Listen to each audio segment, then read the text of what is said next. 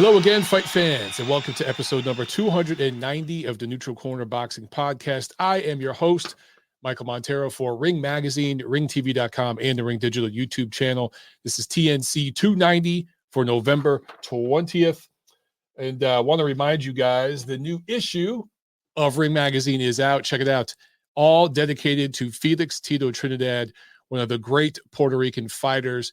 And, you know, thinking back to his era, late 90s to the mid 2000s, that was such a fun era, man. And at the time I didn't realize how good we had it. Looking back in that era, I realize now like how fun it was. But I always wondered, is Tito being overrated? I always wondered, because people talked about him being the greatest Puerto Rican fighter of all time. But there's a piece in here at the very end. Let me see. I want to make sure I get the author right. Yeah, by Lee Groves. Yeah, Lee Groves. Where he breaks down all the great Puerto Rican fighters, best of the best, at the very end of this issue that I highly recommend getting now. I love these collectors issues like this, but he really lays out, he breaks down like every single one of the great Puerto Rican fighters, right? Benitez, Calderon, Camacho, Cotto, everybody. And he narrows it down between, I think, Wilfredo Gomez and Felix Trinidad. And it really does come down to those two. And you could flip a coin, but you really can make a good case for Felix Tito Trinidad being the greatest Puerto Rican fighter of all time. Lee really brings in a very fair and frank way, lays out all the numbers and everything like that, but it gives his reasoning for Tito being number one. And I don't know, man, he might have swayed me on that one. He might have swayed me. He's either number one or number two. Anyway, awesome issue. Guys, make sure you check that out. And I want to give a reminder, MLBTs, just in time for the holidays. Hey, MLBTs, we still got a bunch. So we ordered some new ones recently. So we sold out like real quick when I got that new batch, and we just re-upped with some new ones. So supply chain issues are going on right now. Hey, man, I can ship this right to you. These ain't sitting on some container off of Long Beach or LA or whatever. I could just put it right in the mail to you tomorrow. So if you guys want to check one of those out, email me, monteroonboxing@gmail.com, or you can click this little Venmo thing up here on the screen right there, that little symbol. If you put your phone over that, your camera, boom, it pops up and you can send us a request and we'll take it from there. All right, guys, as always, please make sure that you share the show and leave reviews, ratings, comments, all that good stuff helps me out, okay? That is my fee for the show. I ask you guys every week, make sure that you do that. Pay the fee, man. All right, just tell somebody about the show. We spread it through word of mouth. We don't do ads here. All right, let's get into news and notes. And there's not a whole lot to talk about. I mean, we're pretty much getting to the end of the year, so everything that's going to happen is already been announced. But it is worth mentioning that the unification fight, the middleweight unification fight between Gennady Triple G Golovkin and Ryota Murata is now official. It is December 29th in Saitama, Japan. And guys, this is a big deal. This over in Japan, Murata is a superstar. You got to remember, he's an Olympic gold medalist. I think a lot of American fans don't realize how much that means in other parts of the world. It's a big deal. And Murata's had fights that were viewed by as many, I think, as 30 million people over just in Japan. So he's done massive numbers over there. And with Triple G coming over there and fighting, this is the biggest fight in Japan since Mike Tyson and Buster Douglas. And I really feel like I'm not overstating it. That's how big of a fight this is. So this is going to be a lot of fun in terms of styles. And we'll get a good idea for where Golovkin's at this point in his career. He's going on 40 years old. Hasn't been very active, but neither has Murata. I do think a lot of people are selling Murata short, and they see this as a complete walkover, type of fight, a complete mismatch, like a 10-1 kind of mismatch for Golovkin, the way we recently saw with Canelo and Caleb Plant. I don't think so. I think that this fight's going to be a lot more competitive than people think because of the styles involved and just where both guys are at in their career. Not that Murata's some young spring chicken himself, because he's not, but he's definitely got way less miles on the odometer than Golovkin. You got to remember, he had 300 plus amateur fights before he ever went pro. And he's essentially had 2 different pro careers. He had his first pro career in Germany, and then the second one here in America. So he's really been boxing for what, 3/4 of his life, maybe. Yeah, probably about 3/4 of his life. And certainly, well over 20 years at a very, very high level. Right. So, I talked to Gennady once about his amateur days, and he just said basically every week they were going to tournaments. He was going all over every week to tournaments. And that's the way it was as a teenager for him, So you just imagine the tread on those tires. And I think it's going to show in that fight. I do favor Golovkin, obviously, but I think it's going to be fun style-wise. And they're going to unify 2 of the belts at 160. That leaves Demetrius Andrade, who we'll talk about later in the show, and Jamal Charlo. And then there's Jaime Munguia, who doesn't have a title yet, but he's in line to face either of those 2 guys or Golovkin. We'll talk about him later in the show too. So I think 2022 is going to be a very interesting year in the middleweight division. Things are going to happen, starting with the very end of this year on the 29th between Triple G and Murata. Not a lot happened this year at 160 because the top guy, the money guy, the brand name, he sat in his butt the whole year. That's Golovkin. So I do think next year, though, we're going to see some things heat up. So, it's going to be fun, man. It's going to be interesting to see, where people go, because Charlo is kind of in no man's land. Andrade, he's got a belt, but he just brings nothing to the table. Murata doesn't have a belt, but he does bring some economic muscle to the table. So the way things pan out, I don't know. I have my estimates and my guesses. We'll see what happens. I'll let you guys know. All right, let's review what happened last week, because there's a lot to talk about, man. We had a bunch of action. Saturday, November 13th, there was 3 major cards of note. Let's start over in Sheffield, England, man. Matchroom on the Zone. And in the co-main, I told you guys last week in the preview portion of the show, Terry Harper had a very, very difficult assignment on her hands. I couldn't believe the odds I saw for this fight. I didn't realize Harper was such a big favorite betting-wise, because this, to me, was a 50-50 fight. But Alycia Baumgardner, TKO 4-win over Terry Harper. And there is a rematch clause for this. And I hear a lot of people are joking about that on Twitter. Oh, because, I tweeted Eddie Hearn had a rough night, and he did have a rough night. But people are like, don't worry about it. He's got the Eddie Hearn rematch clause. Look, man, does Terry Harper want a rematch with Alycia Baumgardner? She didn't win 1 second of this fight. Not 1 second. And Baumgardner, who has really improved. She had 1 loss 2-3 years ago, and it was close. It was a very, very close points loss. She has improved since then. She trains and works with bigger fighters, stronger fighters all the time. She's a beast in the gym. She's very good looking, very easy on the eyes, very, very marketable, if you know what I mean. But she just, I think, had just an extra level of everything against Harper. Just was a little bit better at everything, and so much physically stronger, so much more explosive. And the shot that she caught Harper with kind of had her out on her feet. Harper was literally knocked out on her feet. It was reflexes keeping her up, and she kind of spun away. And the Baumgardner threw a left hook. And to her credit, when she saw the referee jumping in, she pulled back on it.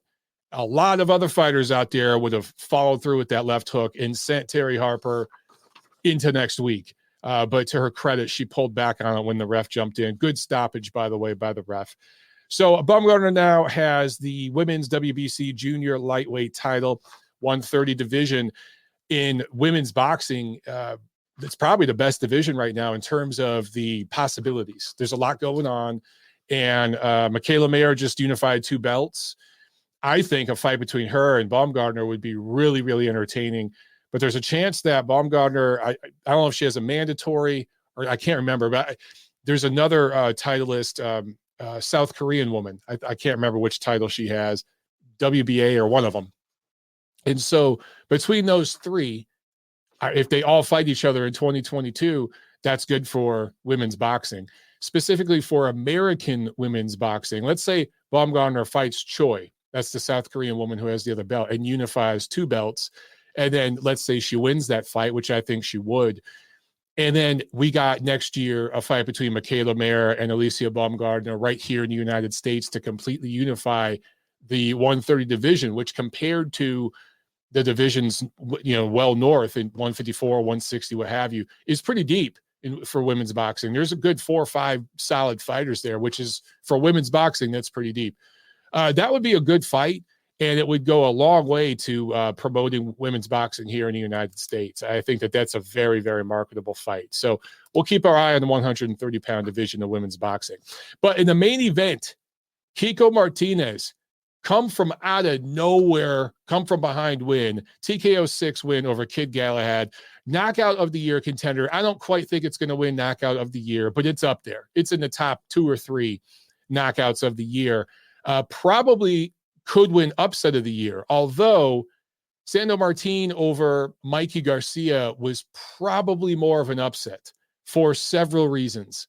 In this fight, Galahad, to me, is still largely unproven in a lot of ways, and Martinez has been around, has fought top guys. He has a lot of losses on his record. He's 43-10-2, so he has a MMA fighter kind of record for a boxer. But so do other guys we'll talk about later in the show, Gabriel Rosado and others. They make for good fights. You guys, you pay too much attention with these wins and losses sometimes. You just got to look at who a guy has fought and how he's performed, even when he does lose. Martinez is definitely a very experienced guy. And let's be clear, man. Late in the 5th round, I mean, Galahad had dominated 4.9 of the 5 rounds, right? It was that last 10th of the 5th round where Kiko Martinez dipped down to his right, like he was going to the body, looped the right hand over the top, landed it flush on the chin. Galahad went down, got up, saved by the bell, totally saved by the bell. If there were 30 more seconds in that round, it would have been over. Here's how badly he was messed up. Galahad makes it to his feet, but goes to his corner, has 60 seconds between rounds, gets back up in the 6th round, first punch, very, very intelligently, by the way, first punch that Martinez throws was the same dip down, overhand right, lands flush, and Galahad's out. So literally, I looked at the CompuBox, the punch numbers, and they actually listed the punch numbers for the 6th round. Martinez was 0 for 0. And Martinez was 1 for 1. Galahad was 0 for 0 in the 6th round. So anyway, where does this put the featherweight ratings? We talked about this weekend, the Ring Ratings Committee. That division to me is a complete mess. And there's Emmanuel Navarrete, who's number 1. We don't rate Gary Russell Jr. because he doesn't fight. I think on any given night, if Gary Russell Jr. is in the ring, he's the best featherweight in the world, but he doesn't fight. So we don't rate him right now. So we have Navarrete number 1, and then it's the field. And I get it that who's right behind him? Lara's right there. But I think any of these guys, Lara, Warrington, Galahad, Martinez, there's others, Magsayo, the Filipino kid, they can all on any given night beat each other. It's just a wide open division, and they need to start consolidating these titles to get a little bit of clarity at the top. All right, here in the United States, we'll start in Phoenix, Arizona, TGB Promotions at the Footprint Center in Phoenix, PBC on Showtime. The Benavidez brothers fighting in their hometown. Jose Benavidez Jr. gets a majority draw against Francisco Emmanuel Torres, 154-pound fight. This was Jose's first fight in 3 years. He got shot in the leg. Questionable matchmaking. If you're having this showcase homecoming fight, I get it that you don't want to put him in there with a soft touch, so he's going to completely annihilate. But style-wise, Jose, he has a leg that's compromised. I'm sure you guys noticed. The leg doesn't move very well that got shot, right? It's not like he has a pole in his leg or anything, but like it doesn't bend very good. He's not very flexible with it.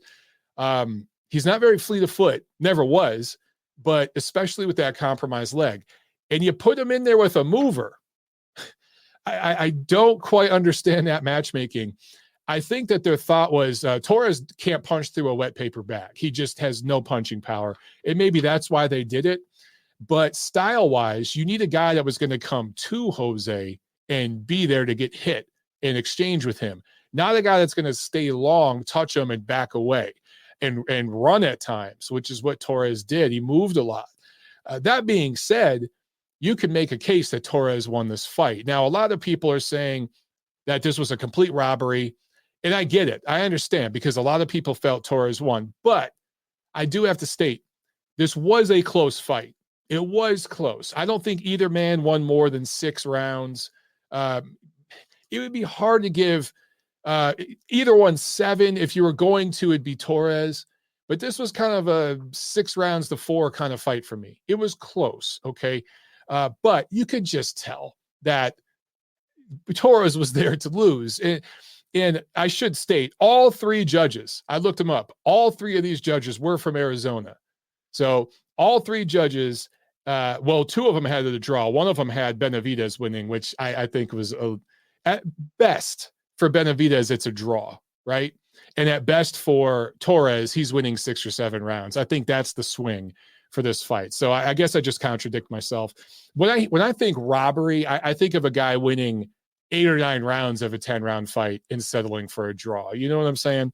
But I guess even a close fight could be a robbery too. So I'm going to go ahead and correct my statement from just a minute ago. But all 3 judges from Arizona, and there were people on Twitter saying, oh, this is why you don't fight a guy in their hometown, this, that, the other. This was a PBC special. Come on, man. And I should be fair. Top Rank, they've had Top Rank specials recently. The Michaela Mayer fight, those scorecards were way too wide. Okay, so this isn't specific to one promoter. But it didn't matter where this fight was. If it was in Vegas, somewhere in Texas, California, whatever, Benavidez was going to get the benefit of the doubt, right? This was a showcase for the Benavidez brothers. But it does look bad when there's 3 judges from Arizona scoring an Arizona fighter, fighting a guy from another country. It just wasn't the greatest look. In the main event, David Benavidez improves to 25-0 with a TKO 7 win over last-minute replacement Tyrone Davis, who fared very well for himself. He fought very bravely in spots and everything. He just can't punch through a wet paper bag, just like Torres. Both of the opponents that the Benavidez brothers got in there with just cannot punch. And Davis, always on his back foot, looks flashy because he's ripped. He's got that, that kind of body that looks impressive.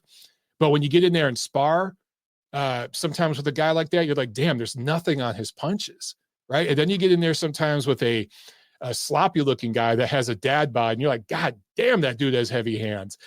Looks can be deceiving, man. And a lot of times those super jacked-looking guys like that don't hit that hard. And for Davis, everything's on the back foot. So he touches you, and he's effective because he's fast, but there's not a lot of pop on those punches. Benavidez just kind of walked him down and was just systematically breaking him down. And Davis's corner, Stephen Breadman Edwards, was working the corner. I saw Mike Rodriguez in there too. Shout out to both of those guys. They're both truly, truly awesome guys.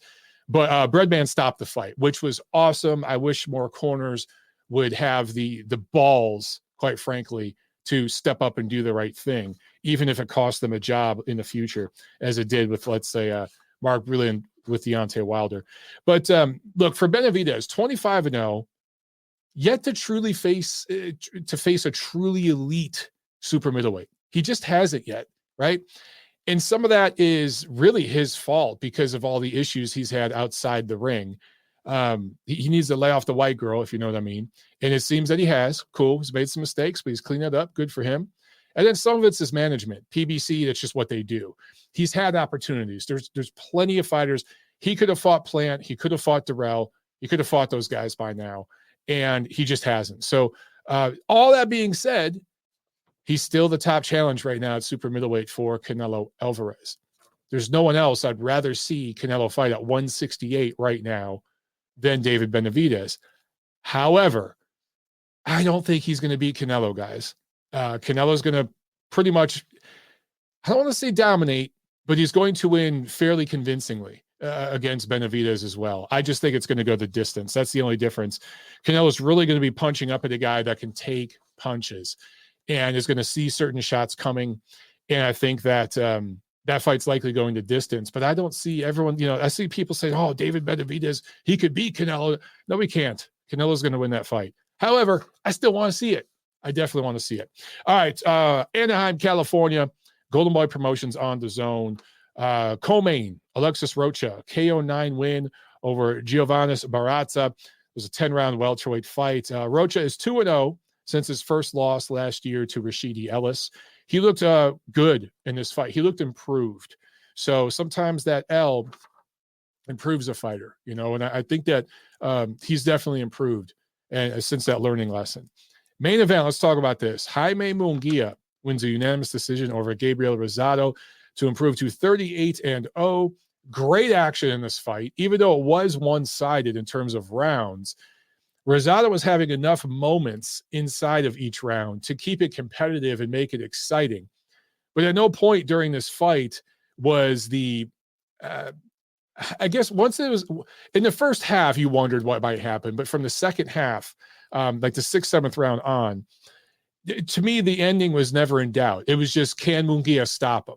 But Munguia was going to win on the cards. And it was just, you know, can Munguia stop this guy? The zone broadcast and even the ring announcer after the fight said that this is the fight of the year, you know, and this was amazing two-way action, blah, blah, blah.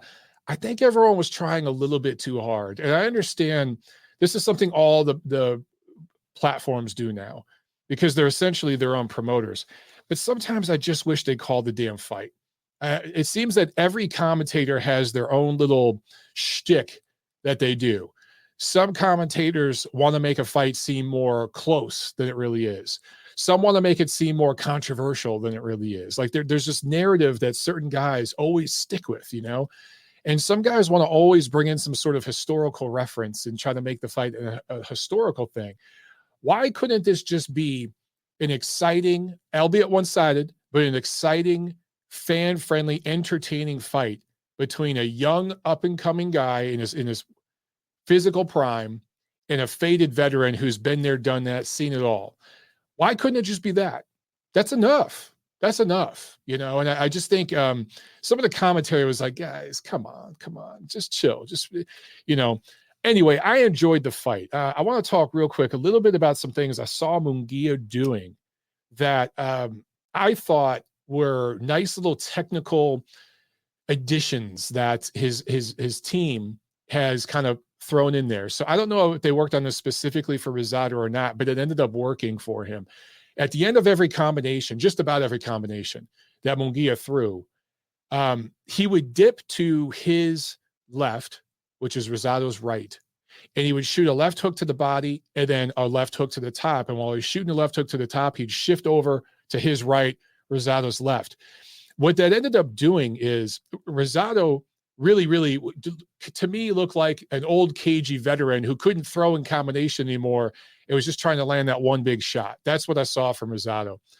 And he was trying to catch Munguia diving in and timing him for a big right. And he almost got him a couple times early. But Munguia saw that, adjusted, and stopped doing it, to his credit.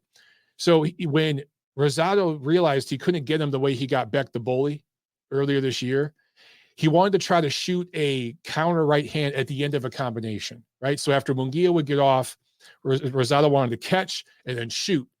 Well, if you're getting off on the guy's right side, you're eliminating his chance to throw a right hand because you're right there, right? And then you're touching down below, so he's got to dig his elbow down, then you're touching up top. And by the time he can shoot back to you, if you're shifted over, he's got nothing but the back of your head. And you saw over and over, Rosado did punch the back of the head. Rosado was going for the rabbit punches, and he was trying to make it rough in areas, pushing Munguia.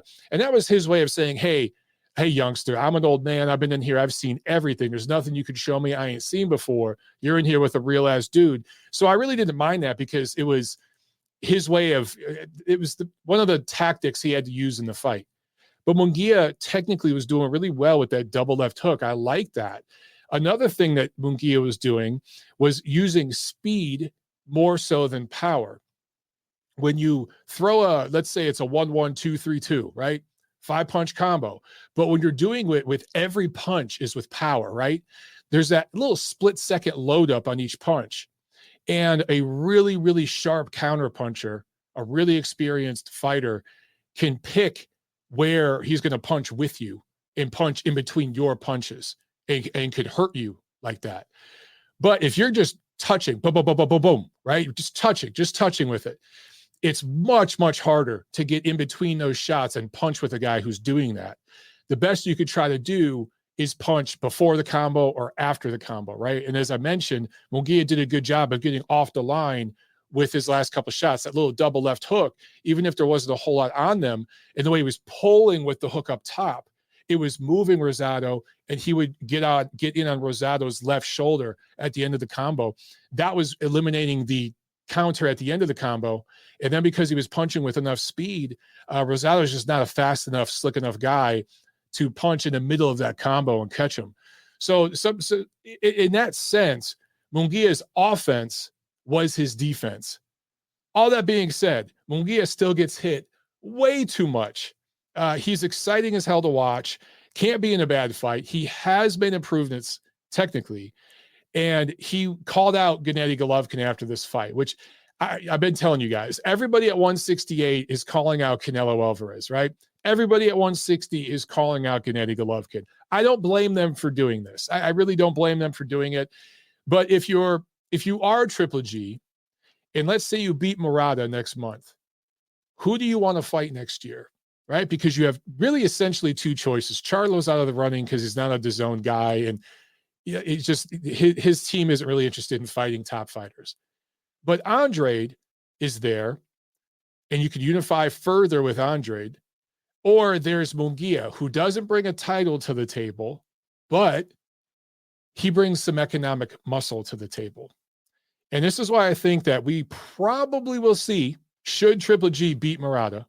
Now, I know there's mandatories and all this, that, and the other thing. I think Esquivia Falco is fighting, I think it's an IBF eliminator this weekend on the Crawford Porter undercard. And so he'll win that fight, and he'll be a mandatory for Golovkin next year. So that's a soft touch mandatory for him earlier in the year. But if Triple G beats Murata, I'm telling you guys right now, I think it's very, very possible and more likely that we see a fight between Triple G and Munguia than Triple G and Andrade. Because even though Andrade has a title, Munguia is going to bring a lot more economic muscle. They could do that. They could do that fight in Texas. They could do it in Los Angeles. They could do it in Vegas.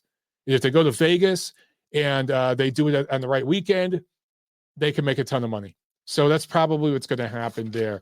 So again, Jaime Munguia now I think is in a mandatory position for Charlo's belt, for Andrade's belt. But who did he call out? He didn't call out either of those guys. He called out Golovkin. Why? Because just like the economic muscle that Munguia brings, like I said, for Golovkin brings significant economic muscle, obviously, for Munguia. That's the money fight. And it just so happens he's going on 40 years old and he's over the hill. All these guys suddenly want to fight Golovkin. But to his credit, Munguia was willing to fight Golovkin several years ago. I can't remember which fight. Negotiations had broken down and Munguia was being considered, and he was willing to take the fight at the time. So I think he's always wanted Golovkin. But just in terms of money and everything else, everything I mentioned, yeah, it's obvious why Munguia is going to call out Triple G at this point, man. And it's obvious why Triple G would probably rather fight Munguia than anybody else. Super chat pledge for my man, Chris Bergen. What's up, Chris? He said, if they did a World Boxing Super Series at middleweight, who would win? That is a damn good question. Thank you for the super chat, brother. Well, let's look at it this way. Who would you want in it? You'd have Triple G, Munguia. You'd have Charlo. You'd have Andrade. That four is pretty damn awesome. Then you'd probably throw in Falcao. Maybe, I don't know who else. At this point, man, I'm still going to stick with Triple G until we see enough slippage. Now, look, if he fights Murata and barely squeaks by, and it's like a 115, 113 kind of fight, that'll change my view. And I do think it's going to be highly competitive. But I just haven't seen enough from Charlo, who just struggled with a B-level fighter in his last fight that went the distance. Andrade, let's see how he looks against Quigley this weekend, but he seems to fight hot or cold, up and down to the level of his opposition. If Golovkin is anywhere near where he was for the second Canelo fight, the second, not even the first, the second Canelo fight, I still think he beats those guys. I think they're all super competitive fights. They all go the distance, and all those guys touch up Triple G and bruise his face, snap his head back a few times. But do they have enough? I would just kind of look at it the way when Caleb Plant, Billy Joe Saunders, Callum Smith recently fought Canelo. It's not that those guys are bad fighters. I think they're pretty good. They're not great, but they're pretty good. But man, especially with like Caleb Plant, he had fought nobody, absolutely nobody. And you could just see the levels of experience in the ring. Charlo, Andrade, these guys haven't fought anybody. And they get in there with Golovkin. If he's anywhere near top form, it's going to show. Now, the first half of the fight, okay, things are competitive. But in the middle rounds, man, it's going to start to show.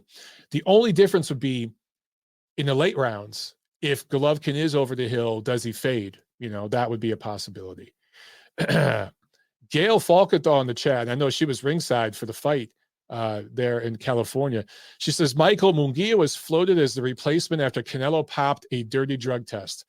California Commission said no, and we got Vans Martirosyan. Thank you, Gail. I couldn't remember which one it was. I couldn't remember if it was Derevianchenko or Canelo. So thank you for that. But I remember they floated his name, and the California Commission turned Munguia down. Interesting. And Munguia and his people were willing to do it at that time. Super chat pledge from Torian Falk. Thank you so much, my friend. He says, I would take Munguia to beat Charlo today. Interesting. I don't know how I don't know, man. Like, maybe on activity. I mean, yeah, based on what we saw in the last fight, abso-freaking-lutely, although styles do make fights, I just wonder some of those shots that Rosado caught Munguia with, and he landed some big right hands, and Munguia turned with them, rolled with them pretty good. Charlo punches harder than Rosado, man. Charlo punches a lot harder. He's a lot more explosive than Rosado. So also he has a sneaky rear uppercut that he could shoot, that right uppercut when Munguia kind of lunges in, and you might be looking for an overhand right that's easier to see. You slip in an uppercut. I think Charlo, that would be a hell of a fight, though, just in terms of styles. I'd love to see it. But it could be a situation where Munguia could be dominating a round, and then Charlo could land one big punch that hurts him, drops him, and then suddenly it's like an even round. You could see things like that in that fight. But, man, that would be so much fun. I would love to see those. And I would love to see the matchups of Charlo, Andrade, Munguia, but just like we saw at 68 with Plant, Smith, Saunders, these guys don't want to fight each other. They want the Golovkin sweepstakes. So it's the same thing we're seeing at 160 that we saw at 68. The difference is Canelo's in his physical prime. He's in the peak of his powers. Golovkin, a little bit past his best. And so that's the difference, man. Okay, let's do the preview. We got a lot to preview this week, man. There's fights several different days. Let's start Wednesday, November 17th, Queensland, Australia. Tim Zhu, 19-0, going up against Takashi Inoue, 10 rounds, junior middleweights. Inoue, not related to Naoya, as far as I know. Mostly fought in Japan. I think he's fought a couple times in Thailand also, but he's only had one fight outside of Asia. He fought Jaime Munguia at 154, of course, in Houston in 2019. It was pretty much shut out, okay? So if you're being shut out by the 154 version of Munguia, yeah, your boxing craft is not up to snuff, okay? And I do think that Zhu is more fundamentally sound and throws crisper punches than Munguia did. So I expect Zhu to make a statement in this fight, and I think he's going to be the first fighter to stop Inoue. That's what I think is going to happen. Unfortunately, I don't think this has been picked up by any of the American networks. I don't think we got this here. ESPN Plus, DAZN, nobody picked this up. Makes no damn sense to me because they should be marketing this kid. Friday, November 19th in Manchester United. Nope, not that Manchester. Manchester, New Hampshire, here in America. Matchroom on DAZN. This is actually a pretty loaded card, man. Let me go bottom to top here. Callie Reese versus Jessica Camara for Reese's WBA and the vacant WBO 140-pound title. So we've got another title unification for the ladies. So in the last 5 years or so, all of the sanctioning organizations have dove in headfirst for women's boxing. And the good part is you're getting some unification because there's so little competition, right? So you're not seeing a bunch of fractured titles. The top girls are fighting each other, unifying the belts. I love that. that should be happening. All of these divisions should be unified within the next couple of years. Every division of women's boxing should be completely unified. That's the best way to build the sport up. Also, I think the fight of the night on this card, Julio Cesar Martinez versus McWilliams Arroyo, Mexico versus Puerto Rico. For Martinez, WBC flyweight titles, 4th defense. McWilliams Arroyo, good fighter, experienced, and Martinez, explosive fighter. This will be a fun fight. To me, this fight will probably steal the show. And then we have, I always mess up his first name, Murjan Akhmadiev. I have no problem with the last name. The first name I always mess up. Akhmadiev going up against Jose Velasquez for Akhmadiev's IBF and WBA 122-pound titles, his unified titles. This is his 2nd defense of those unified belts. And in the main event, Demetrius Boo Andrade versus Jason Quigley for Andrade's WBO middleweight title. All right, so what I want to see from Andrade, I want to see him beat the brakes off of Jason Quigley. I just want to see him absolutely dominate this fight from start to finish. No playing, no games, no showboating, no bolo punch bullshit. Go in there and just beat the shit out of this guy. Pound him. Not because I'm mad at Jason Quigley. He's a cool guy. I've met him. I've talked to him. He's a super nice guy. I'm just saying for Andrade to make a case for the Golovkin fight or for the Munguia fight, okay? He's got to make a statement. No more of this, I'm going to just lackadaisically just, box to win rounds and win a decision here, but not knock this guy out. I'm not going to step on the gas pedal. No, dude, I want you to go out there like a killer, a sociopath, and beat this guy down and show us that you want these top fights. Don't just go out there and get overpaid because you're not worth the money you're being paid. Don't just go out there with your comp tickets and everything in the crowd. I'm not trying to diss, but I'm just keeping it real. Don't just go out there and earn your check and punch in, earn your check. Taking a break. Taking my lunch. I'm going to surf the internet. Don't be that guy at the office. Be the dude at the office who gets there early, volunteers for extra assignments, does some overtime, comes in the weekend. Be that dude. Go in there and show us that you want the top fights. If you are super, super A level, as you say you are, you should absolutely dominate every nanosecond of this fight and leave no question. That's what I want to see from Andrade. We'll see what happens. Saturday, November 20th, there is a fight in Ukraine. Artem Dalakian versus Luis Concepcion for Dalakian's WBA flyweight title. That's not televised or anything. It's just on the schedule. Thought I'd bring it up.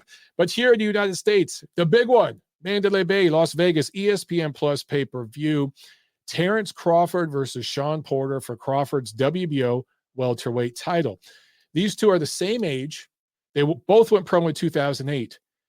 That's kind of where the similarities end. They have a similar amount of fights, right? But Crawford, of course, started at 35 and he's moved up to 47. Porter has always been a 47. So he's benefited from being part of the PBC in that he has been able to have opponents and he's fought the top PBC welterweights and he's fared pretty well. He's come up short, but he's fared pretty well. The one guy that beat him, I would say more dominantly than everyone else, was a non-PBC guy, and that was Kell Brook. And at one time, Kell Brook was the best welterweight in the world. I really, really feel that way. It was a short time, but he really was the best welterweight in the world. I was ringside for that fight, and Kell Brook absolutely dominated from the middle rounds on. It was competitive early, and he dominated from the middle rounds on. All of the PBC guys that Porter's been in with, right? I fought Thurman, he fought Spence, who else? There's a couple other guys. Whether he won or came up short, whatever, they were competitive from start to finish. And here's my question. Is that because Shawn Porter's really, really, really good, or is it because all of the PBC welterweights are a tad overrated? Which one? Well, we're going to get some answers to that question this Saturday. And I think Terence Crawford is going to show his levels. Now, both of these guys have been inactive recently, right? I can't think of, I want to say it's been over a year for both guys, but it's been a little bit longer for Porter. But neither one's been super, super active. So I think that ring rust is going to affect things early on. There's going to be a slow, sluggish start. It's going to be very physical, a lot of maybe jockeying for position, a lot of feinting and things like that, and dust ups and clinches and stuff. But I think by the middle rounds, Bud is going to find his groove. And I expect him to coast late in this fight. Now, what I want to see, much like I just talked about with Andrade, I want to see the nasty killer Bud Crawford that goes for the kill, that is pissed off, right? When Mean Machine dropped him in that one fight, he got mad, right? And there's been several other fights where he got a little pissed. He took it personal, and he got nasty in there. I want to see that in this fight. I want to see that edge, because Crawford's been a guy that's looked a little too happy to be the position that he's been in recently. Getting paid well to fight mostly B-level opposition. I want to see him go in there and make a statement in this fight. And if he goes in there and absolutely dominates Shawn Porter, okay, if it goes to the cards, I want to see 117, 111, 118, 110, 119, what the hell, 119, 109. I'm trying to do the math in my head. That's the kind of scores I want to see.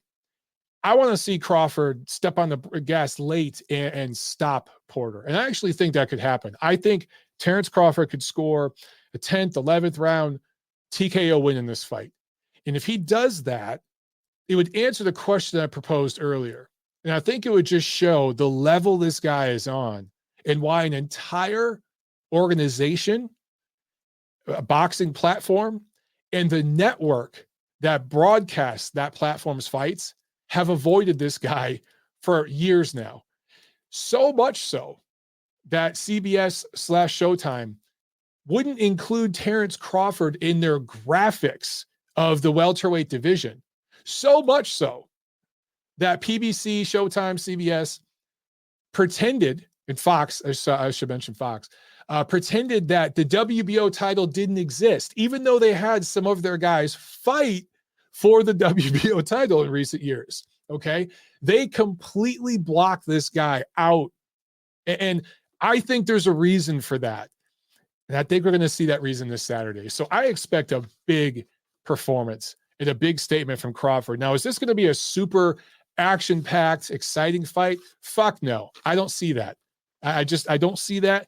But I do think it's going to be a fun fight, and it's going to be interesting, and there's going to be high drama moments and a lot of tensity, right? But this is definitely going to be a measuring stick for Bud versus Earl. Everyone calls Errol Spence Earl. I don't know why. It's Errol. But it's going to be a measuring stick between Crawford and Spence. Spence fought Porter. It was competitive. He dropped him late, but it was competitive. Crawford probably won 4 rounds or so, maybe even 5 rounds in that fight. I thought it was, about 8 rounds to 4, but you can make an argument 7 rounds to 5. So people are going to be looking to see how Crawford does against him, right? And whether, look, we all know styles make fights and none of this stuff really matters. Triangle theories don't work, but people are going to be paying attention to this. It's going to be a measuring stick. The reality is Errol Spence has fought once in over 2 years. 2+ years, he's only fought once. Okay. He's been dealing with stuff outside the ring. There's been injuries, all this good stuff. I get it. But if Terence Crawford wins this fight, I don't give a shit. And if he wins, and I don't even say dominant, but if he wins decisively, okay, if there's no controversy, he clearly decisively wins this fight. Right now, he's the best welterweight in the world. I don't give a shit who has the other titles. But when you look at the fact that Spence has only fought once in like 25, 26 months, something like that, and we don't know how good the eye is, how compromised he is with all the injuries he's had. We don't know what to expect. I don't know, guys. To me, Crawford's the number 1 welterweight in the world if he wins this fight decisively. That's the way I see it, man. Okay. That is all for the preview. Let me make sure I didn't miss any super chats. I don't think so. I think we're caught up on the chat. So let's jump to the phone, man. We got a few phone calls here. One of you has been on for a while. So let's jump on here. Let's get this person. All right, 559, you're on the show. What's up? Well, I didn't think I was on there for the longest, but I guess I did, huh? Yeah, what's up, man? Miguel, bro, what's up? What's up, Miguel? How you doing, man? Man, just me right here with my wife said, just chilling, man. I just wanted to give shots out for all the hard work you're giving. And thank you for covering the fight. I just wanted to mention, I don't really watch too much fights this other day, but I did watch the Rosado versus Munguia one, and I gotta say, man, in the midst of all the boxing bullshit that we were having to put up with, man, these guys give a good ass show, bro, with no controversy, no whack judging, just straight good boxing. Munguia was on another level. I thought I was looking at a different fighter. He even came in with a little haircut different and everything. And the Eric Morales, El Terrible white trunks, reminiscent of it. I was like, wow. But yeah, you're right. He really changed his style up. And that, you could tell it was through training. It wasn't because he was fighting a weak guy. Rosado's far from weak. He's one of the best, in my opinion.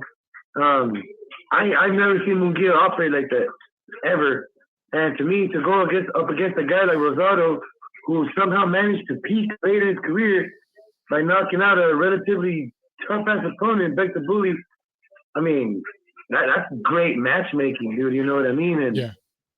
I had in my mind that they're probably going to stop the fight due to cuts or too much injury to Rosado, but man, the dude really believed in himself. You know what I mean? And he was doing, like you said, the pull back right counter over and over. I just wish he would have got more dirtier and more inside to the body, but yeah, like you said, Munguia was on another level, dude. Yeah, Rosado kind of had that one. He was just going for that one home run punch, man. There was no uppercut, there was no body shots, there was no left hook. So it just seemed like he thought, man, I'm gonna get him. I'm gonna time him with a big right hand, and he landed a couple of them, but it wasn't working, man, because Munguia was rolling with it, A couple of times, I'm not gonna say he wobbled Munguia, but he definitely buzzed him and stopped him in his tracks for a few seconds. A few of the right hands that he did land. Yeah. And that to me really answered those questions because they weren't one-off hits. They were timed, they were coming at him correctly, and they were catching him when he wasn't looking, despite his brilliant performance. That speed, the one you were talking about, the speed, man, that's one of the details a lot of people don't really look at. Compared to his last performances, dude, he looks like a whole different fighter, bro. I don't even know who I was looking at. I was jacking that shit on Facebook Live, But, the speed, 1, 2, 3, boom, boom. Tap, tap, tap, boom, boom, power. Or power, tap, tap, tap, power. Different shifts and power and speed and even angles. Like, he was taking 2, 3 steps at sometimes. And sometimes he was just jumping in there with a 1, 2 step with power and then move away with the speed, you know what I mean? Mm-hmm. And always with the left hook. So he always finished up with the left hook. I have him number one out the way he's in, which is 160, right? Yeah, you got him number one at 160? Well, I mean, compared to these other guys, who are they fighting that are tough tests, bro? Think about it. Well, Ronaldo's a beast, bro. I mean, he is a beast, but I want to see Triple G and Murata before I give my rating. Right now, I just want to see how Triple G and Murata, how that fight plays out, and then I'll give my rating. But I'd put Munguia above Charlo right now for sure. Oh, I have him beating. I have him knocking Charlo out. Unless Charlo times the uppercut, right? Because Charlo throws it only when he's on the inside. Yeah. He doesn't step in or feint, dude, trying to throw it in. Munguia will see that all day, dude. So. But yeah, you could say, Triple G technically is number one at 160. It just hasn't fought nobody, bro. Yeah. How long has it been since he's fought? Bro? It's been over a year. Yeah. Yeah. Well, he'll fight next month. So we'll get answers next month, Miguel. Yeah, I just want to chime in, give shout out to you. Me and my wife, man, through Repo Rick, Whoop That Ass Promotions, we managed to land a fight. Sometime in January, the Fresno City College. Details coming soon. Cool. Me against Cody's son. So Miguel Flores versus Cody's son. We have yet to win each of us, so it'll be good, I guess. Somebody's old got to go. Hey man, good luck, brother. No, don't eat too much over the holidays, man.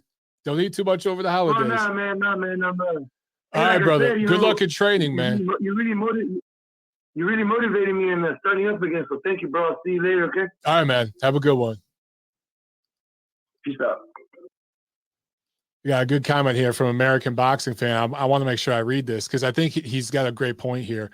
He says, Michael, the media is not giving DAZN and Eddie Hearn enough credit for cleaning up the judge corruption within their fights. DAZN is letting the right person win no matter their market value.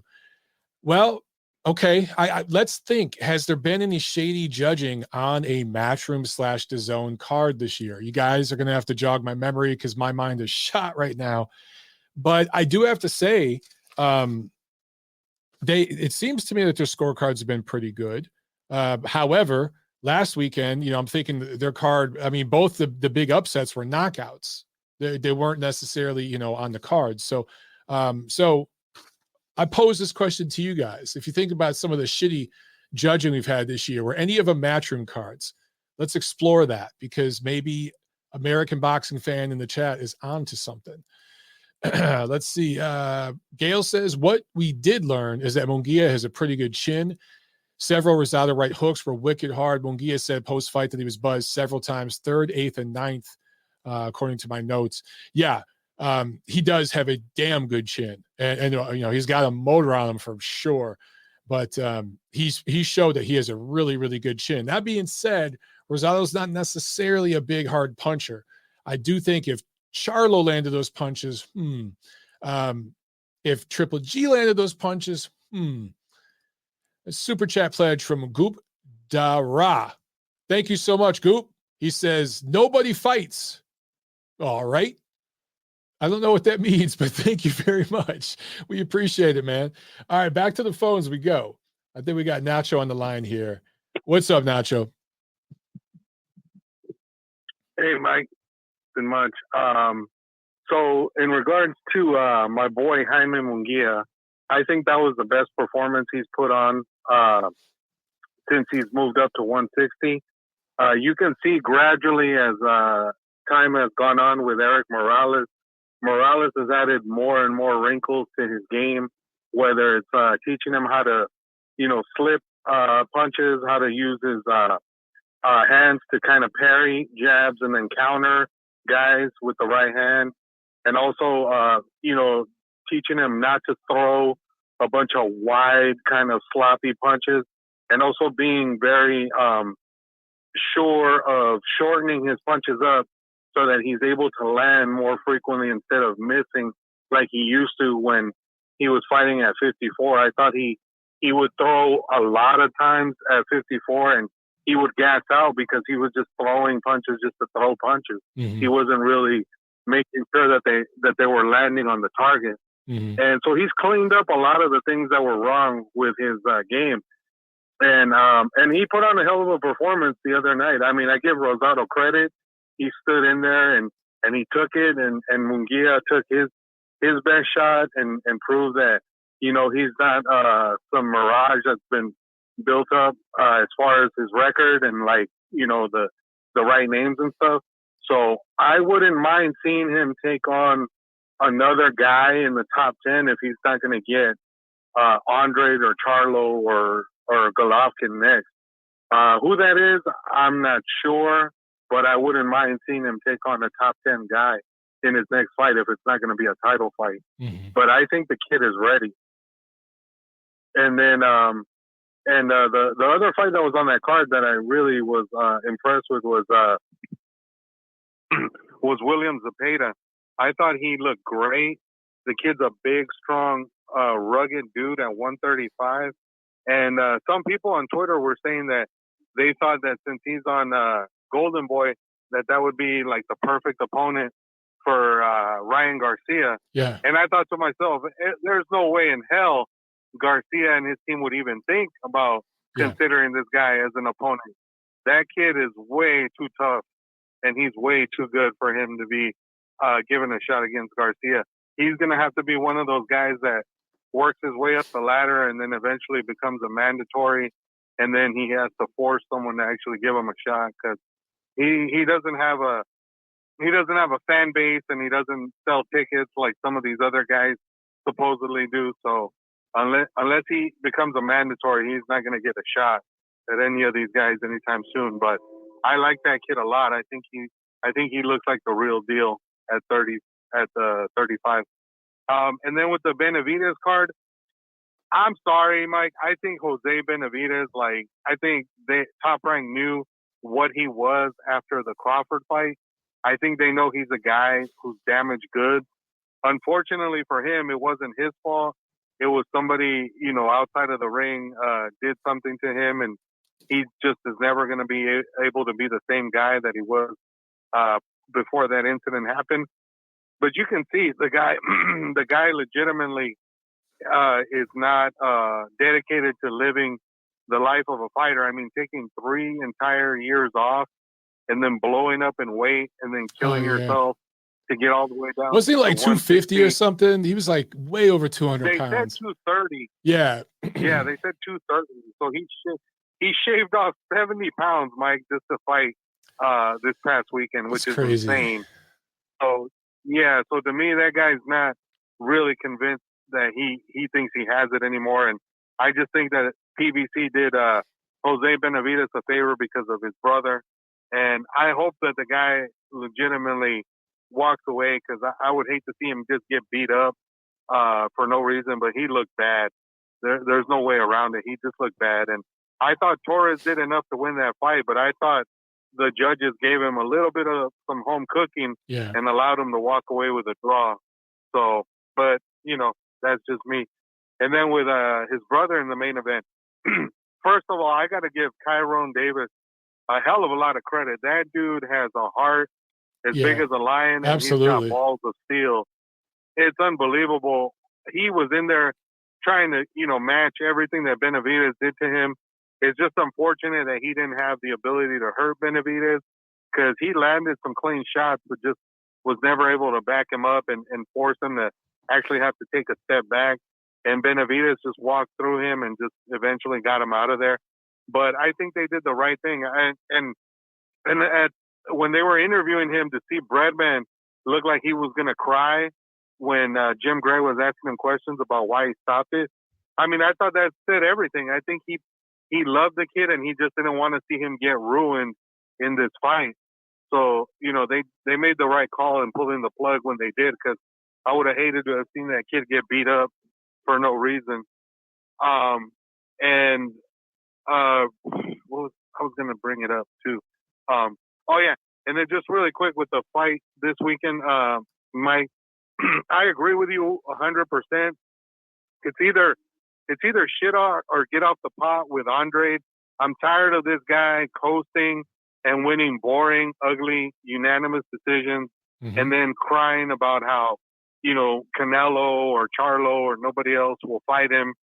It's time you go out there and you actually force these guys to actually have to fight you, instead of you complaining about not getting the fights you want.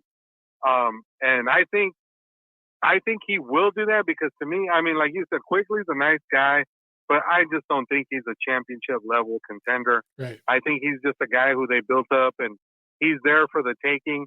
If Andrade really wants to make a statement, he'll take this guy out.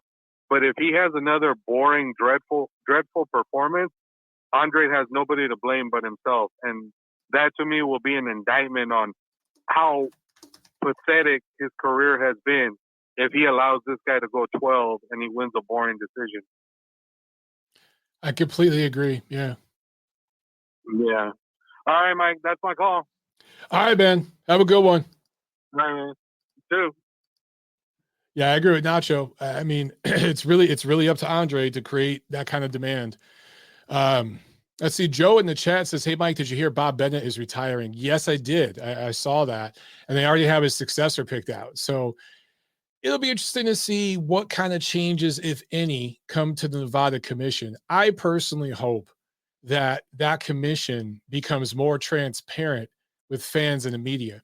I would love to see an NSAC Twitter account, or just somebody there, some sort of PR person or something, an outlet where fans could talk to the commission could talk to fans. And not, I don't mean trolling and harassing them, but I mean legitimately bringing up concerns.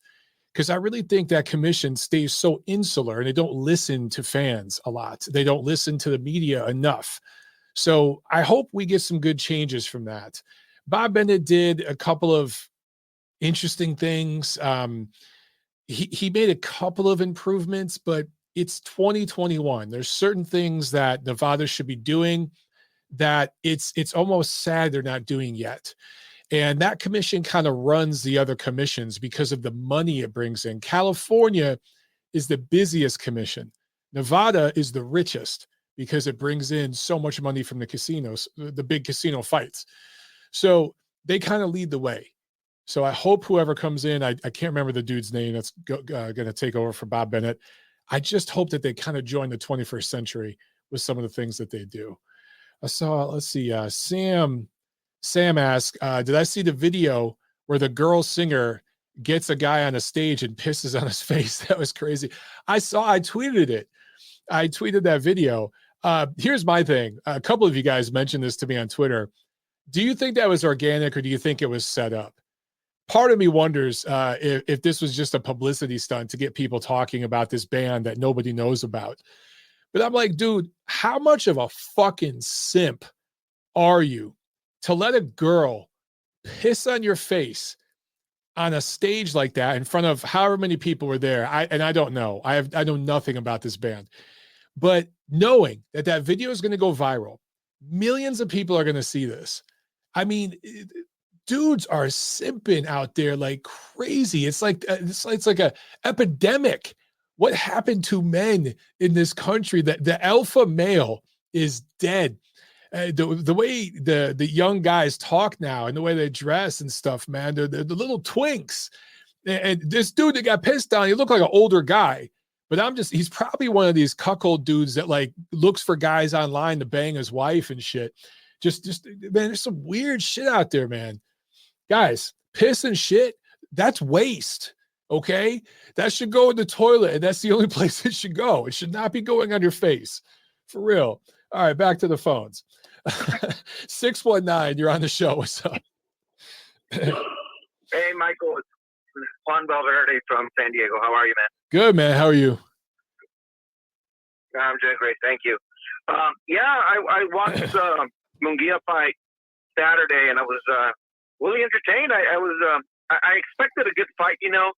Everybody was talking about how this was almost a guaranteed good fight, and I invited a buddy that I've been getting into boxing in the last couple of years, and he said, I think there's going to be a competitive match. And I'm like, I expect when a guy like Munguia is going to fight a veteran like Rosado, I want to see him run over him to make a statement. That's what I want to see. I think that's what I expect to see from Munguia. Because I don't think that's going to happen. And then the fight happened, and he was right. He was more right than me, and it was way more competitive than I thought it was going to be. But then Munguia did show me a lot of things that I know he's been working with Terrible, and that kind of impressed me. But I also, as I tweeted, I also realized that Munguia is a little bit overrated on the power department. A lot of people expect him to knock out, but he's not. I don't think he's that big of a puncher as we thought he was going to be. And I don't know if you remember, but I think Liam Smith is the one who said when he fought him that with due respect to Munguia, he doesn't push as hard as Canelo. I remember he said that. I was like, okay. And it turns out this guy, is not as hard as a puncher as I thought it was going to be. But he is, mixing it up, throwing that jab to the body, which I love, and which Terrible used to. You can definitely see that influence there. And and again, game as ever. But also brought some concerns about Munguia. He did hit him with some big shot. Rosado to Munguia. And I was just wondering what would happen if a stronger puncher was landing those punches. Right. Would he be able to eat them as he did? Well, I don't know, man. Yeah. And a lot of people, I saw a lot of people talking about the possibility of Munguia fighting Triple G at one point. And I want to see that fight. I think that's a good fight. And I was like, well, that's going to be the fight, to tell us about both guys, where they are. Because a lot of people think of Triple G, when they're predicting Triple G fights, they're thinking about Triple G 2014. They forget that the guy is almost 40. He's not the same guy. And this might be the perfect moment for a guy like Munguia if he survives 4 or 5 rounds out of those punches, he will make it interesting. And you never know, you know? Yeah. These kids, you know, they're young, they have the energy. He's doing some good stuff there, and Triple G might gas out. You never know. So I like what I see. I like that fighter. I'll definitely watch every time. And I'll tell you, whenever I go to Tijuana, people like him. Whenever he's around, like I've seen him in restaurants, and when he's there, he's taking pictures with everybody. People recognize him. He's very charismatic. So yeah, the future is his. It's about him and Terrell and building him up. So I'm happy from what I saw. And the other thing about the fight this weekend, you know, I'm very excited about this fight. I'm a big Crawford fan. I've seen him fight live. I went to Madison Square Garden. The only time I've ever been there was for a Crawford fight when he fought Amir Khan. I like him a lot. Ever since he came out and beat what was it, Gamboa? I always liked his style. He was Pernell Whitaker / like Chain Mo. I don't know. He's like very dynamic. He's very good defensively. He's not afraid to mix it up. I like the guy. You know, that's the kind of guy I want to see. And Sean Porter, even though I don't like the way he fights, I know he brings everything to the table. He makes boxers, you know, sweat it out. He's gonna bring the best out of you, and Crawford has to, he has to show the best of him, and I think he will. I really think this is the fight where we're gonna see someone really, you know, beat up Porter. I think he's that good of a fighter. I think Crawford is that good of a fighter. For as good as Errol Spence is, Errol Spence, not Earl. Before. Yeah. For as good as he is, and as much as I love that guy, I think Crawford is better. I'm in that band, so I do think and expect Crawford to win this fight. And I think he's gonna, like you said, he's gonna do it in an emphatic fashion. So I'm really looking forward to this fight. I'm excited. So that's all I got today, man. Thank you for taking my call. All right, brother. Have a good one. Thank you, man. I see my alpha male comment triggered some of you guys on the chat. Look. You know, when I say alpha male, I don't mean I go to my wife and I'm like, you know, where's my dinner, bitch?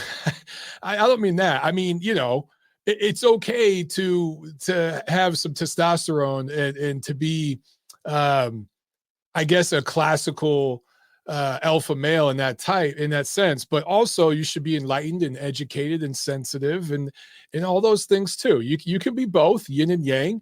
But I see dudes out here that are just straight simps. I just see a country of Will Smiths right now that let people walk all over them. That are doormats. You're letting people piss on your fucking face to get a couple clicks on social media. Or maybe this dude just really, that turns him on or something. I don't know, man. That's some crazy German, Japanese porn shit. That's just a little out there for me. But I just see a lot of simps. And me and Tiffany, we were out getting dinner last night, and we were just looking at some of the tables, you know, with some of the young guys, and I'm just looking at them, and I'm like, none of these guys lift weights, none of these guys play sports, you know. I just see a lot of effeminate kind of dudes walk around. Cool, you know, whatever your thing is, cool. I'm just saying, you know, there's nothing wrong with being a guy, and you know, a guy's guy. There's nothing wrong with it. That's all I'm saying. And a guy's guy, being a man's man, that includes being sensitive and caring and all that good stuff, you know? Okay. Taurine Fox says, it would be hilarious if Kenny Keith came on MOB and did his Bob Bennett impression. Yeah, I pissed off Kenny today. I watched they just had a new episode of the Boxing Rant podcast, Kenny Keith and Vince Cummings, and they commented on that Triple G is half Korean. And I left a comment correcting them that Triple G is a quarter Korean. And I know this because I've talked to Triple G about it. And a lot of people call Triple G half Korean. It's even on his wiki and stuff. And I've tried to correct people 1,000 times. But I was talking to Triple G about his mother once. And you know, I was like, so your mom's Korean, right? He goes, half, you know, he like really quickly corrected me. And yeah, so his mom's half Korean. So Triple G is a quarter Korean. Anyway, I commented that on the Boxing Rants page, just correcting them, friendly, correct. And he goes, I don't give a fuck. That's what he said back to me. So, and I know they were half joking, but I really pissed Kenny and Vince off with that one. Sorry, guys. I wasn't trying to nitpick, just trying to, you know, correct the record. You know, accuracy matters.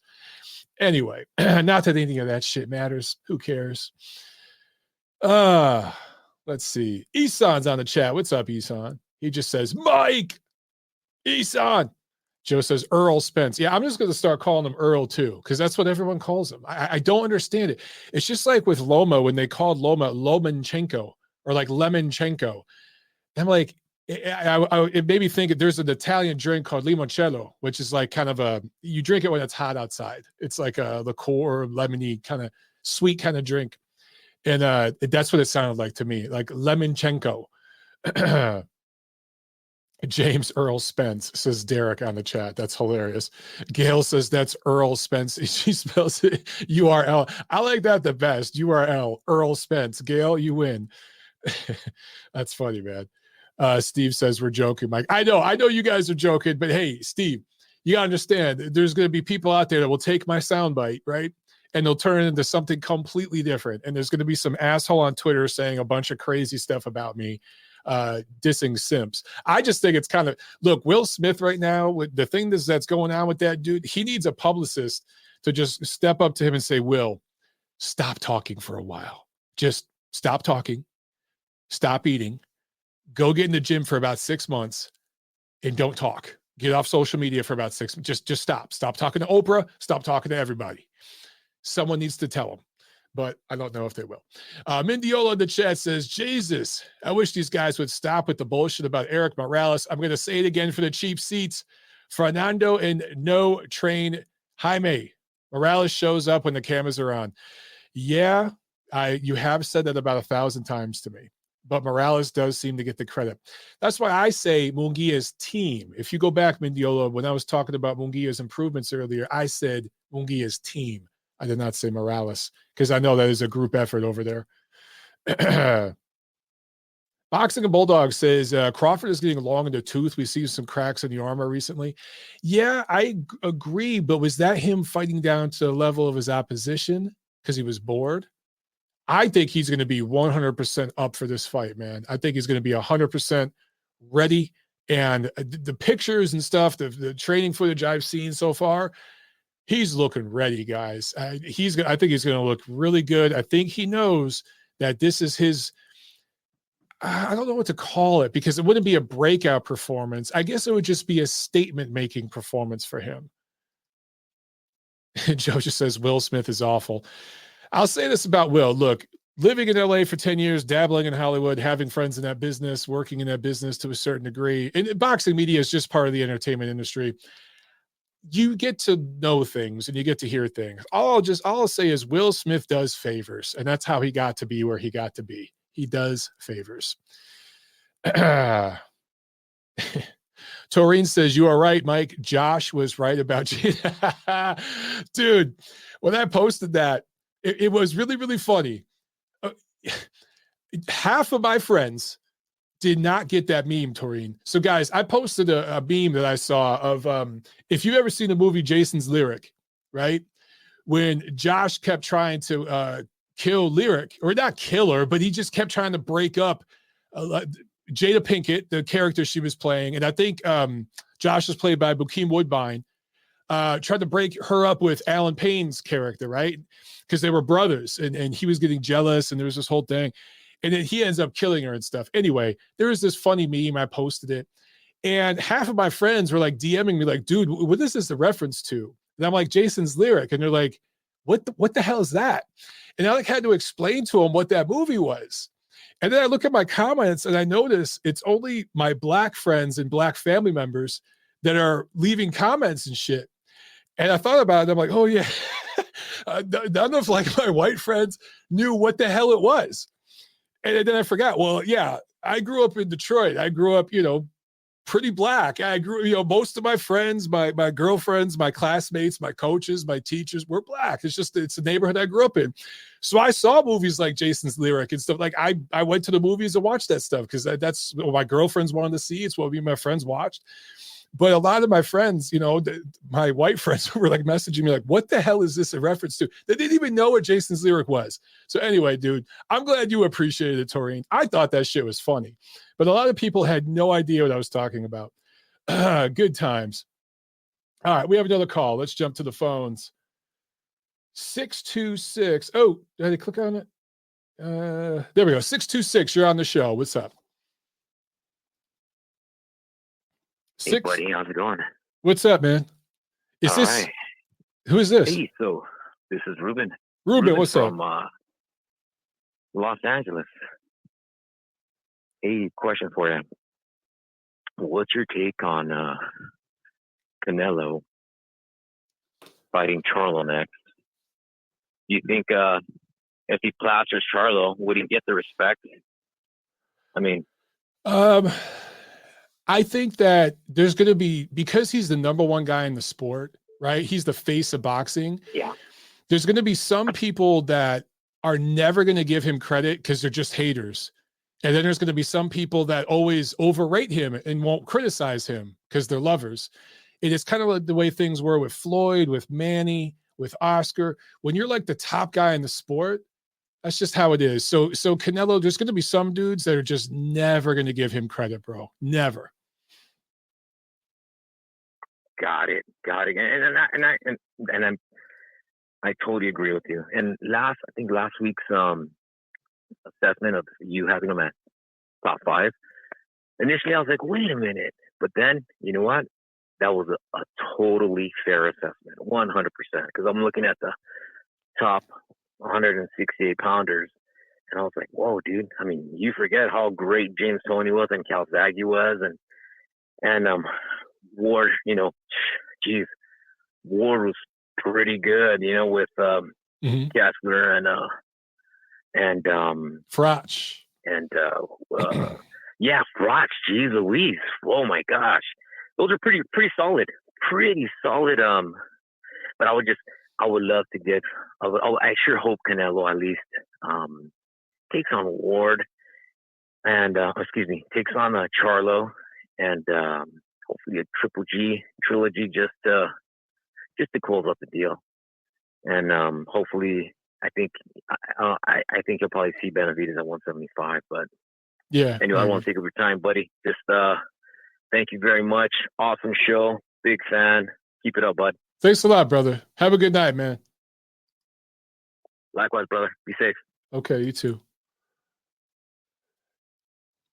Yeah, I agree with Ruben that Benavidez, there's a strong chance he might end up at 175, which, depending on timing, man, that could make some cool things happen.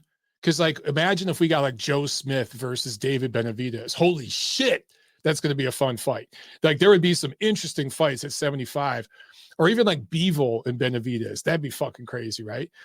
So there'd be some interesting fights. But of course, we want to see Canelo and Benavidez. It really is up to what he wants to do in terms of his weight and everything else. Boxing Learner says, me too, and I am black. Me too, what? You didn't see that movie? Well, it could be an age thing too. Because it was like a 90s movie, you know? So maybe that was just part of it.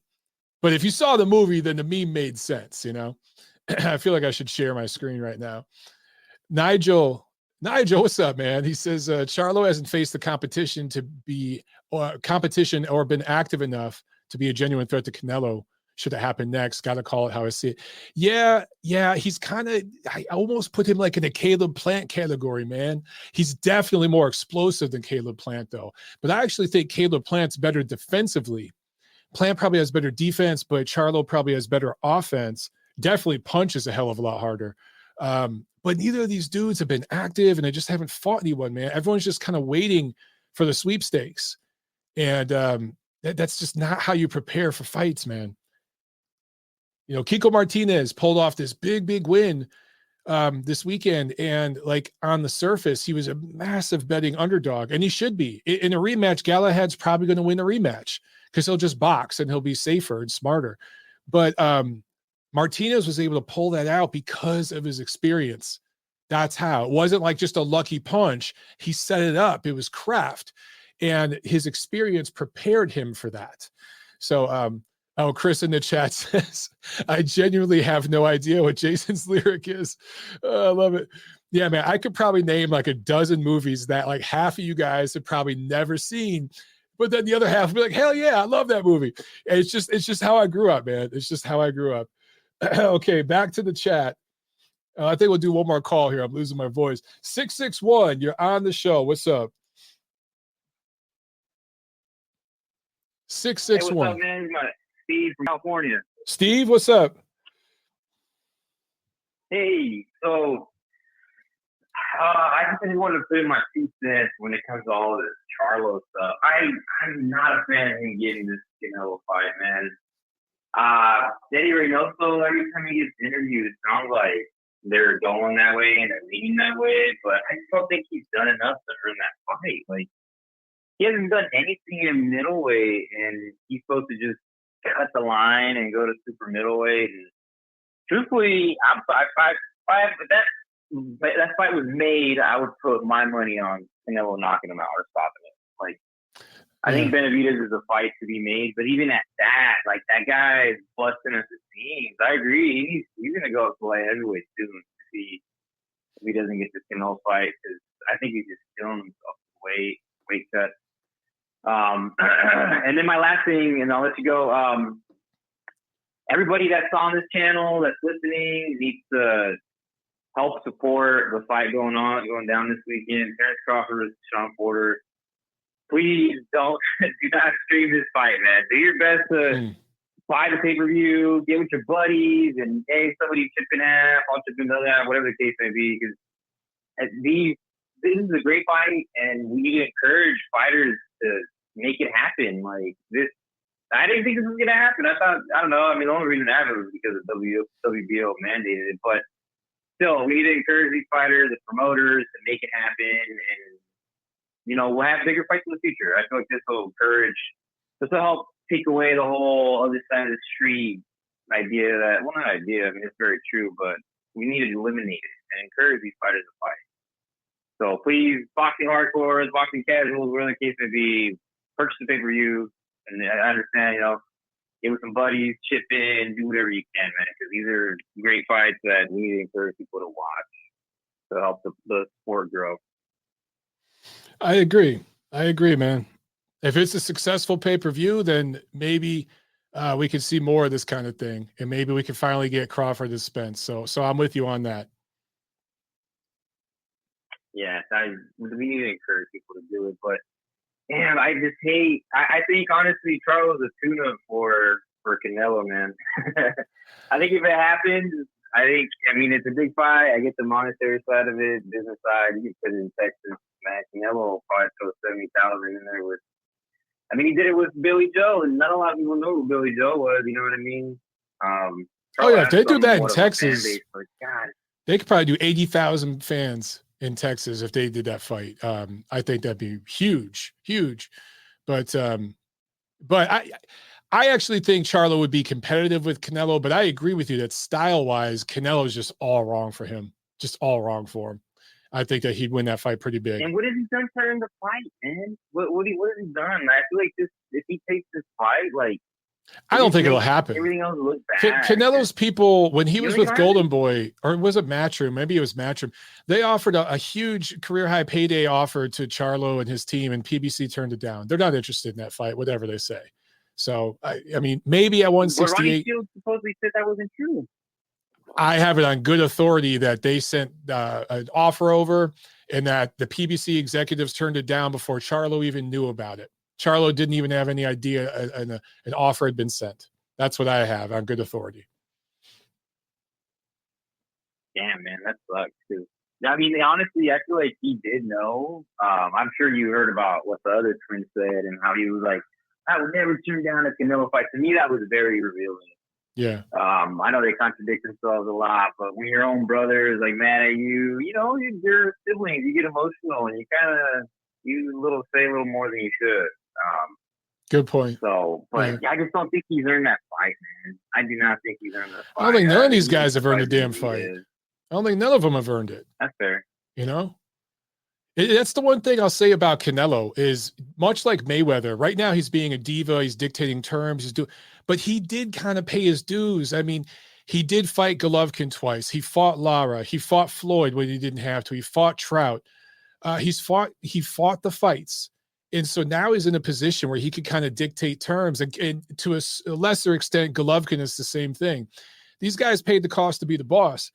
So everyone else, all these young cats just want to jump in the ring with them and get that big payday. It's like, dude, go out and fucking earn it. Go earn it. You know, that's just. Yes. My last thing too, I love Canelo because my thing is like fighters like Ryan Garcia, Teofimo Lopez, Devin Haney, Gervonta Davis, all these young fighters that have a lot of potential. What are you guys doing fighting twice a year? Like Canelo fought 4 times in 11 months, and he would have done it in 9 months if they could have agreed to terms in September. It's true. You guys are like fighting about once or twice a year. What is going on? Like you guys need to put your name out there. You know what I mean? True. Very, very true. All right. Thank you for taking my call, man. All right, Appreciate Steve. it. Have a good night, man. All right. Back to the chat real quick, and then we're going to jump off, guys. Nigel says, Poetic Justice, another awesome film. Yep. Everyone was talking about how good Janet was going to be in that movie. I thought Tupac acted circles around her. I thought he stole the show on that film. Nacho says, Mike, that was upset of the year for sure. War Martinez. You know, it's between that fight, you know, Kiko Martinez and the way he beat Kid Galahad was exciting because it was one punch out of nowhere. But Sandor Martin completely outboxing Mikey Garcia.